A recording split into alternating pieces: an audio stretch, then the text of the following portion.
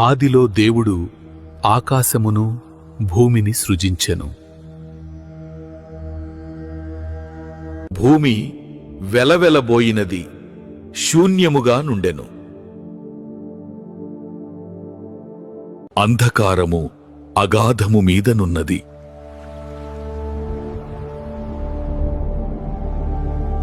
దేవుని ఆత్మ జలము మీద సంచరించుచుండెను. దేవుడు సెలవిచ్చెను, లోరా వెలుగు కలుగుగాక. అప్పుడు వెలుగు కలిగెను.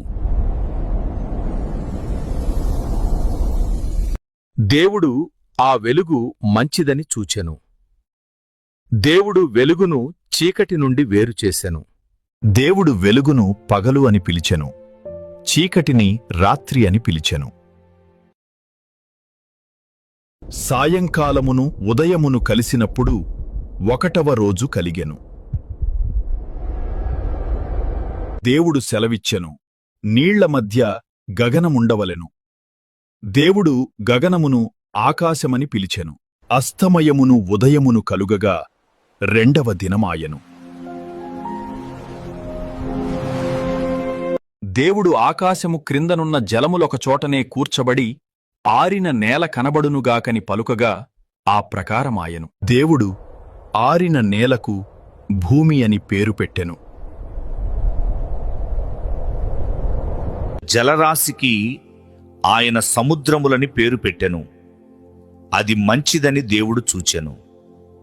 దేవుడు గడ్డిని భూమి మొలిపించుగాక అని పలికెను. విత్తనములిచ్చు చెట్లు తమ తమ జాతి ప్రకారము మొలిపించుగాక అని పలికెను. తమలో విత్తనములు గల ఫలవృక్షములు భూమి మొలిపించుగాక అని పలికెను.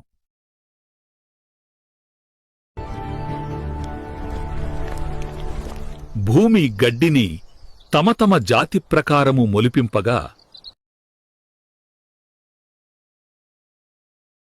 విత్తనములిచ్చు చెట్లను తమ తమ జాతి ప్రకారము తమలో విత్తనములు గల ఫలవృక్షములను మొలిపింపగా,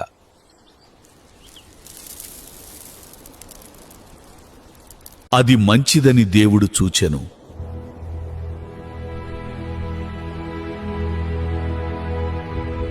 అస్తమయమును ఉదయమును కలుగగా 3వ దినమాయెను.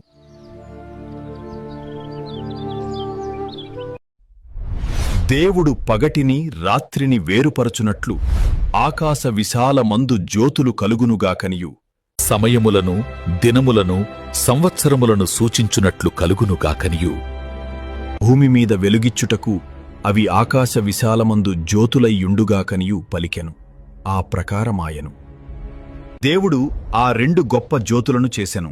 పగటిని ఏలుటకు పెద్ద జ్యోతిని, రాత్రిని ఏలుటకు చిన్న జ్యోతిని, నక్షత్రములను చేసెను. భూమి మీద వెలుగిచ్చుటకును దేవుడు ఆకాశ విశాలమందు వాటి నుంచెను. పగటిని రాత్రిని ఏలుటకును వెలుగును చీకటిని వేరుపరచుటకును అది మంచిదని దేవుడు చూచెను. అస్తమయమును ఉదయమును కలుగగా 4వ దినమాయెను. దేవుడు జీవము కలిగి చలించువాటిని జలములు సమృద్ధిగా పుట్టించునుగాకనియు, పక్షులు భూమిపైని ఆకాశ విశాలములో ఎగురునుగాకనియు పలికెను.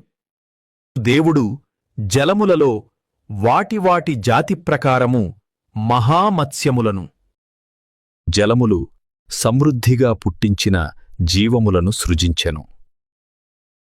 దాని దాని జాతి ప్రకారము రెక్కలుగల ప్రతి పక్షిని సృజించెను.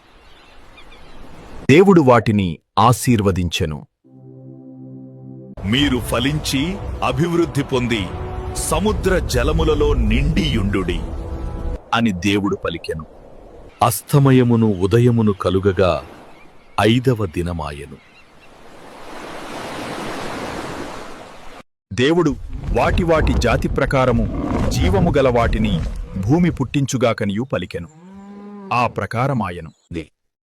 దేవుడు ఆయా జాతుల ప్రకారము అడవి జంతువులను, ఆయా జాతుల ప్రకారము పశువులను, నేలను, ప్రాకు, ప్రతి పురుగును చేసెను. అది మంచిదని దేవుడు చూచెను.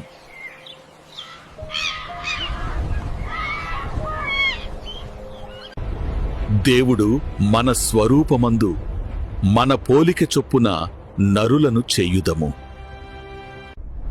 వారు సముద్రపు చేపలను, ఆకాశపు పక్షులను, పశువులను, సమస్త భూమిని, భూమి మీద ప్రాకు ప్రతి జంతువును ఏలుదురుగాకనియు పలికెను. దేవుడు తన స్వరూపమందు నరుని సృజించెను. దేవుని స్వరూపమందు వాని సృజించెను. స్త్రీనిగాను పురుషునిగాను వారిని సృజించెను. దేవుడు వారిని ఆశీర్వదించెను.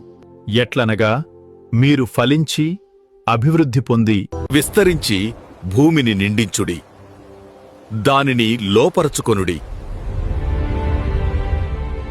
సముద్రపు చేపలను, ఆకాశ పక్షులను, భూమి మీద ప్రాకు ప్రతి జీవిని ఏలుడని దేవుడు వారితో చెప్పెను.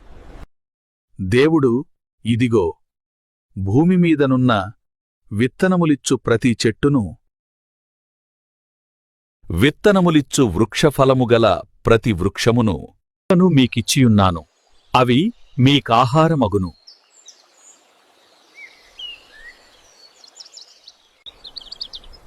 భూమి మీద నుండు జంతువులన్నిటికిని, ఆకాశ పక్షులన్నిటికిని, భూమి మీద ప్రాకు సమస్త జీవులకును పచ్చని చెట్లన్నీయు ఆహారమగునని పలికెను.